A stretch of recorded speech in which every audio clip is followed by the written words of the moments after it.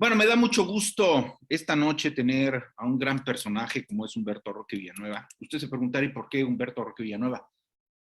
Porque fue líder de uno de los partidos más importantes de nuestro país, como es el PRI, pero además fue el máximo representante de nuestro gobierno en los asuntos migratorios, lo que correspondía a los asuntos migratorios a través de la Secretaría de Gobernación, asunto con el que voy a tratar y por ello lo he convocado. Humberto, muchas gracias, qué gusto.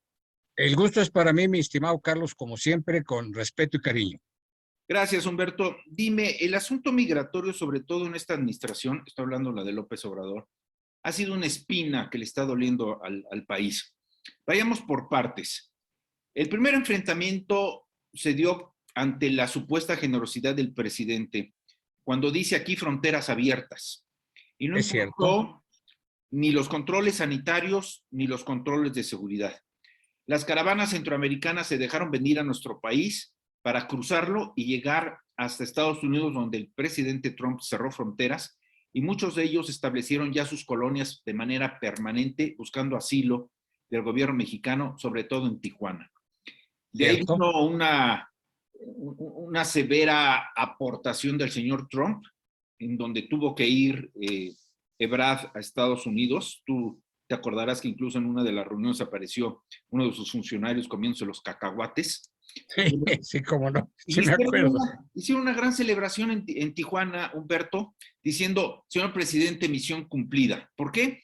Porque Trump había ordenado que la Guardia Nacional, la nuestra, pasara al Suchiate para frenar las caravanas de migrantes. ¿Cuál es el primer apunte de esto que te he traducido en unas cuantas líneas? Bueno, mira, efectivamente, esa invitación que hizo en aquel entonces el presidente electo fue interpretada por una buena cantidad de centroamericanos, los que llamamos el Triángulo del Norte, que son Guatemala, Honduras y El Salvador, pues como, no digamos que una invitación, pero sí una posibilidad de poder cruzar al país, no quedarse en México. Esto es algo importante de entender, Carlos. Siempre se ha pensado que por qué no resolvemos el problema por la vía de otorgarles el refugio. Ajá. La verdad, y te lo puedo decir como ex subsecretario del área, en aquella ocasión, me refiero, estoy hablando del sexenio anterior, cada vez que se le preguntaba a un centroamericano si quería pedir refugio en México, la pregunta que él se hacía o que nos hacía a las autoridades migratorias es si con eso podía llegar a Estados Unidos. Evidentemente, con la intención muy clara de que el refugio, si no le servía para eso, no le interesaba. Entonces, efectivamente, esa especie de invitación del presidente electo sí promovió que mucha gente de los países centroamericanos, particularmente los que he mencionado, iniciaran una caravana que efectivamente le tocó, digamos, ya en la parte última del sexenio del presidente Enrique Peña Nieto, alrededor de octubre.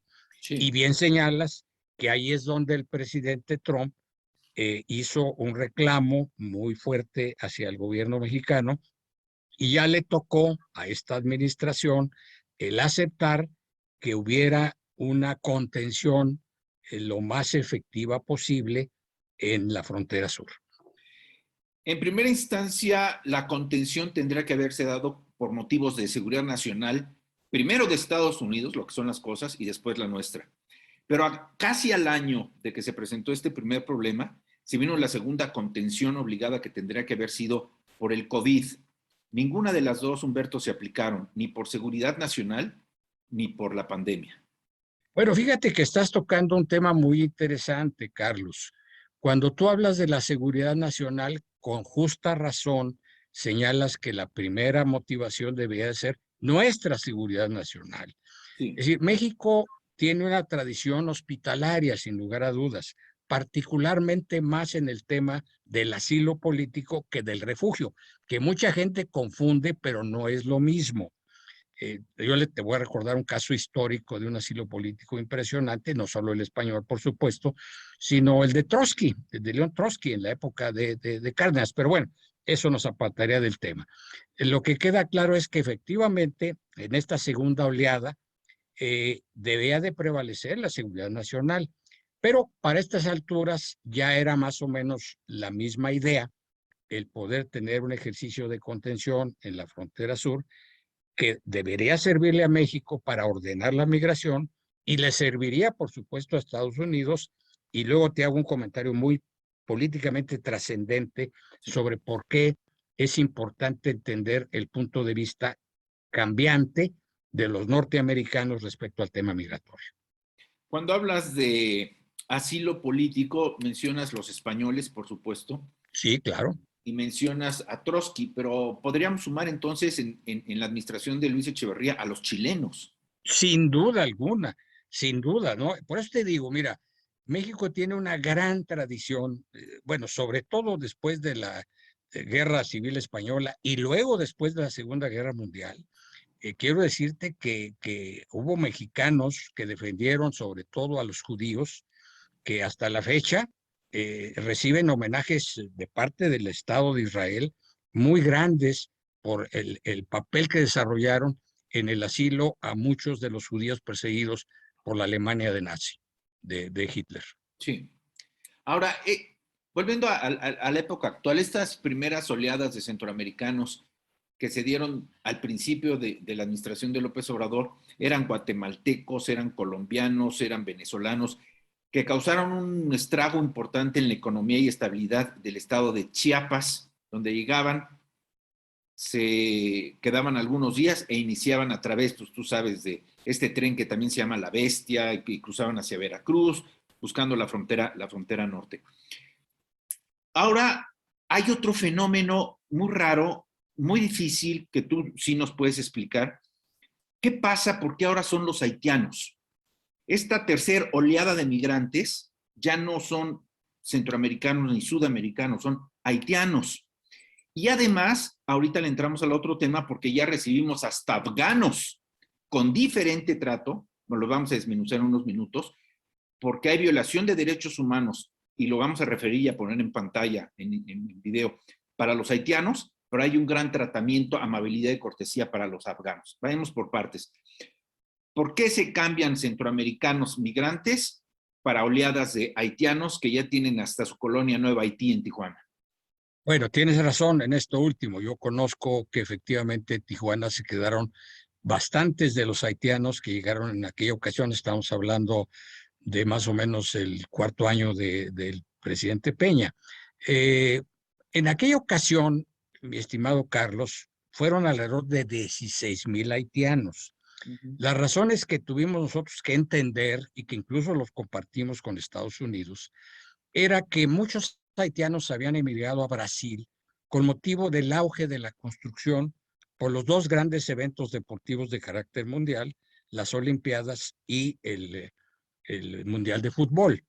Cuando se acaba esta posibilidad de empleo en la construcción, en el caso de Brasil, empieza ese largo recorrido que se inicia en Brasil, que tú recordarás, mi estimado Carlos, que Panamá se pone duro y no los deja pasar. Entra en conflicto, van embajadores de México, van embajadores de los países centroamericanos y finalmente se les deja cruzar. Cuando llegan a México, estábamos nosotros ya comprometidos a dejarlos pasar. ¿Por qué, Carlos?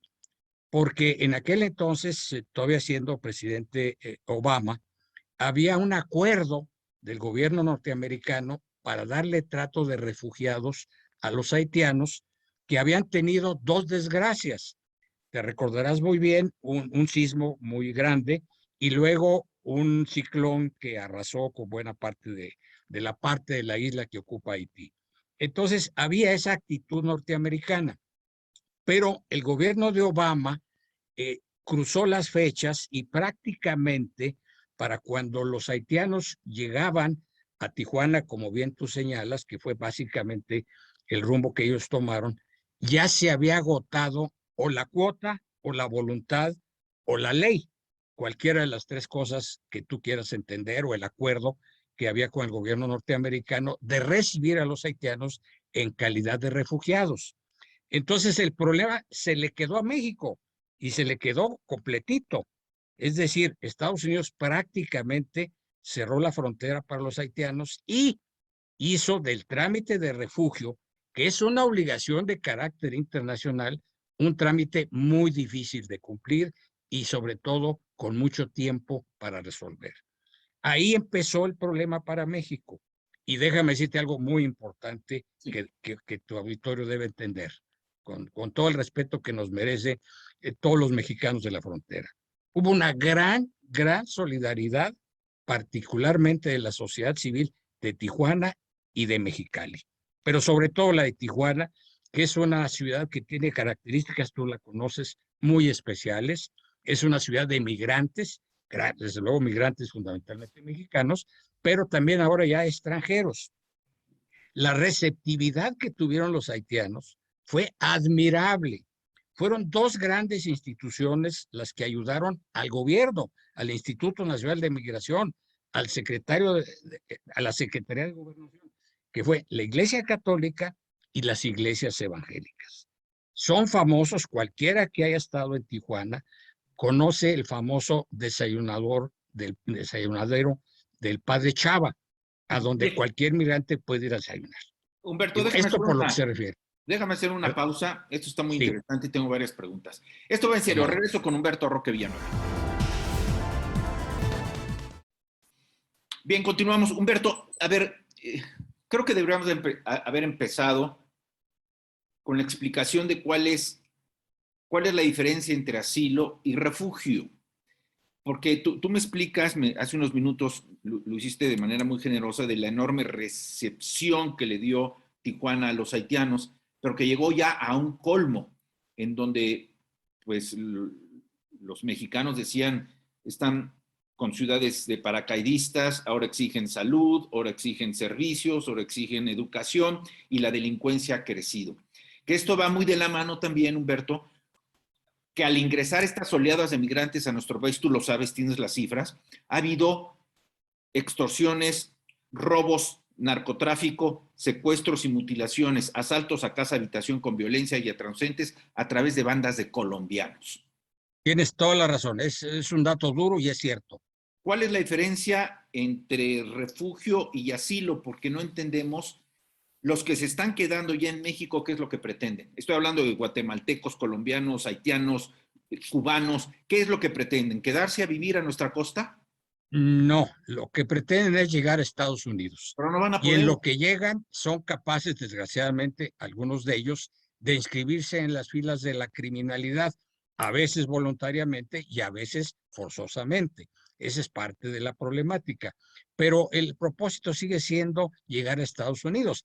Lamentablemente somos un país de tránsito, mi querido Carlos, pero de un tránsito a veces complicado, lento y, como bien señalas, con los riesgos para nuestro país de tener que soportar esas actitudes que son francamente detestables y que con justa razón protestan los estados fronterizos con el sur.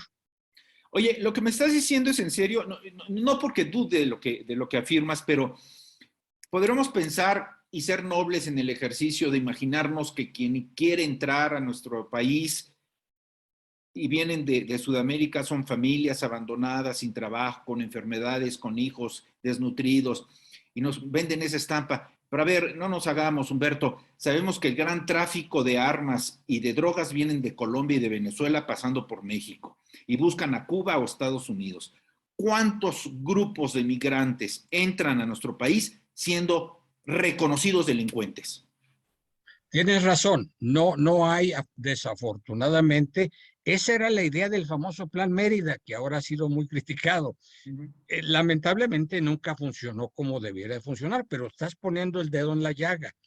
El Plan Mérida era patrocinar a través del gobierno norteamericano al Instituto Nacional de Migración para que hubiera esos filtros que tú señalas, que pudiéramos tener los antecedentes penales de cualquier extranjero que quisiera entrar al país, dejarlo registrado al momento de llegar a México y, por supuesto, de preferencia retornarlo aún no siendo alguien con antecedentes penales, porque de todas maneras la política migratoria mexicana no acepta más que la posibilidad del refugio o la posibilidad del tránsito mediante alguna razón humanitaria, que fue el caso de los haitianos, de la primera oleada. Así es que tienes razón en cuanto a que desafortunadamente sí existe ese tema de los colombianos y recientemente los venezolanos, porque tú muy bien sabes que ya hay un gran éxodo de venezolanos y que han solicitado mucho refugio. Ya es el país que más refugio solicita en México, son los venezolanos. Ahora, ¿qué actitud, esto va a ser de fibras muy sensibles, pero qué actitud debemos tomar los mexicanos ante esto, Humberto?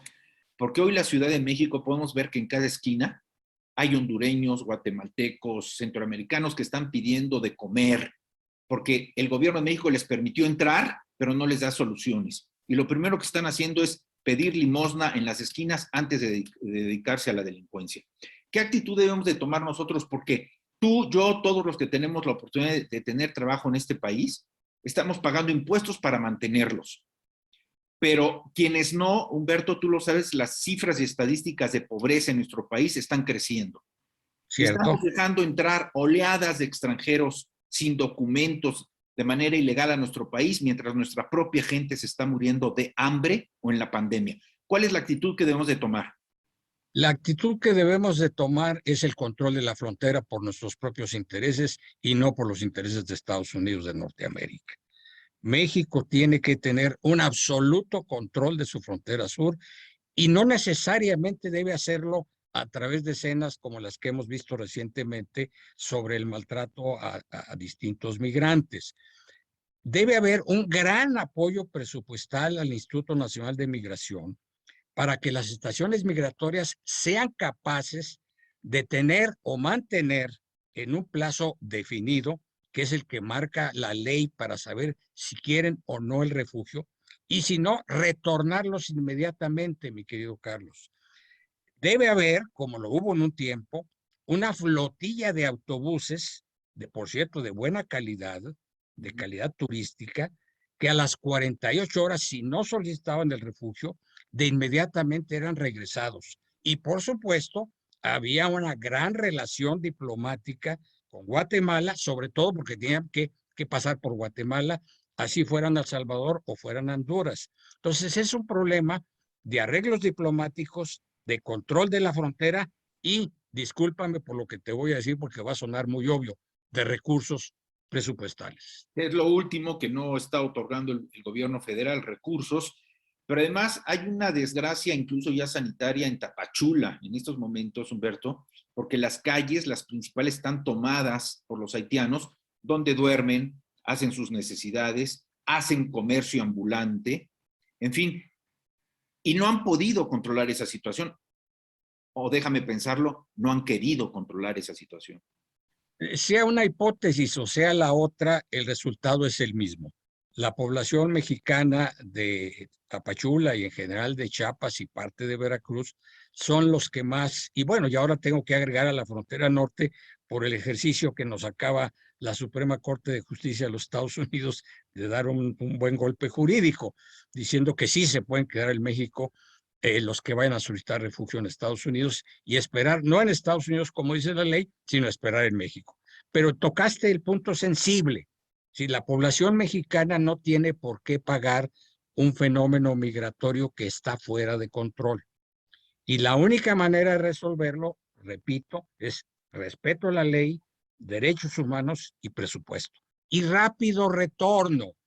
En el caso de los haitianos es un poco más complicado, mi estimado Carlos, porque el gobierno que tiene que ver con ese emigrante debe reconocer que lo es. Y obviamente el gobierno haitiano, que de por sí siempre ha tenido problemas de gobernabilidad, no es presto para reconocerlo. Entonces tiene que haber un acuerdo diplomático específico con el gobierno haitiano para poderlos regresar de inmediato si es que no están en condiciones de solicitar el refugio.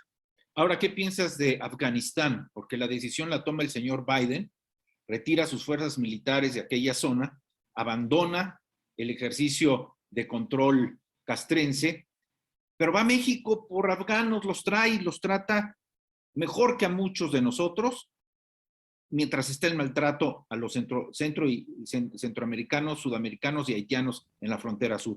Allá la Guardia Nacional los está golpeando ante el silencio absurdo y cínico de la Comisión Nacional de los Derechos Humanos. Pero a los afganos basta el secretario Ebrard a recibirlos por el ejercicio de la libre expresión. A ver qué pasa. Bueno, ¿te acuerdas que te comentaba hace unos momentos que te iba a abordar un tema que es más político que estrictamente migratorio? Sí. Espero hacerlo muy brevemente, pero que quede comprensible. Por muchos años, la migración mexicana a los Estados Unidos tuvo una motivación de parte de Estados Unidos de carácter económico. Esto duró hasta que llegó Trump a la presidencia de los Estados Unidos de Norteamérica, donde ya el tema no fue económico, el tema fue, digámoslo con todas sus letras, racista y político. De ahí que Biden se encuentra en una coyuntura muy complicada. Él ha prometido hacer un trato distinto en materia migratoria, particularmente a los mexicanos. Es decir, y esa ha sido una oferta del presidente Biden, pero se le ha atorado porque por razones políticas hay una buena cantidad de norteamericanos, particularmente de origen republicano, que ya por razones políticas vinculadas con el racismo, ya se oponen a una migración que económicamente, de alguna manera, siempre ha favorecido a Estados Unidos en el sentido del trabajo y a México en el sentido de las remesas. No es casualidad que ahora se hable de que las remesas están rompiendo récords históricos. Ahora bien, en el caso de los afganos, está muy claro que nosotros no vamos a hacer un ejercicio realmente importante de refugios a los afganos, a menos que nos lo solicite el gobierno norteamericano, y entonces estaremos en la misma condición que nos ha puesto la Suprema Corte de Justicia de los Estados Unidos de Norteamérica. Señores afganos, espérense en México. Oye, en el caso que platicamos, por ejemplo, de flujos de migrantes de Venezuela, de Colombia, que pueden venir filtrados y se ha comprobado grupos de delincuentes, de narcotraficantes. Ahora con Afganistán no podría ocurrir lo mismo. Soy temerario en pensarlo, Humberto, pero Estados Unidos debe estar preocupado de que aquí recibamos afganos y que en estos grupos de afganos puedan venir operadores terroristas que intenten cruzar la frontera hacia Estados Unidos. Y tienes toda la razón, Carlos. La gran preocupación de Estados Unidos siempre ha sido que por su frontera sur, nuestra frontera norte, puedan entrar terroristas. En el caso de los afganos es particularmente delicado porque evidentemente no puedes distinguir entre un afgano ciudadano normal en su tiempo de un talibán.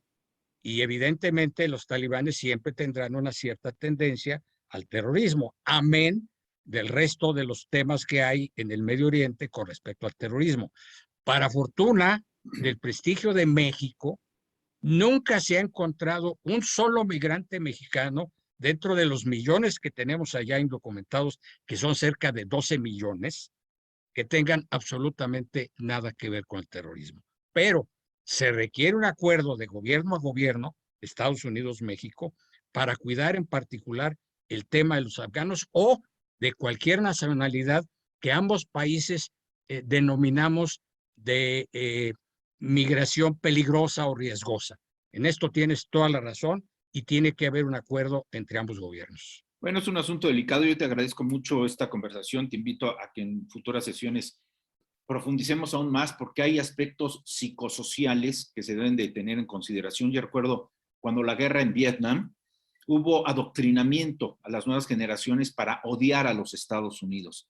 Les enseñaban en materia de aritmética, si tengo un soldado norteamericano y tengo 10 más por acá y los disparo, ¿cuántos me quedan? Lo mismo está pasando con el pueblo afgano. Con el Medio Oriente hay pueblos que están psicosocialmente preparados, aunque no sean terroristas, para odiar a los estadounidenses. En fin, es un tema muy complejo. Humberto Orque Villanueva, es un privilegio, un placer platicar contigo, además con la enorme experiencia que siempre nos regalas. Al contrario, Carlos, el agradecido soy yo y estoy a tus órdenes. Nos volvemos a encontrar entonces. Gracias, Humberto. Saludos muy cariñoso. Gracias. Vamos a una pausa, regresamos. Esto va en serio.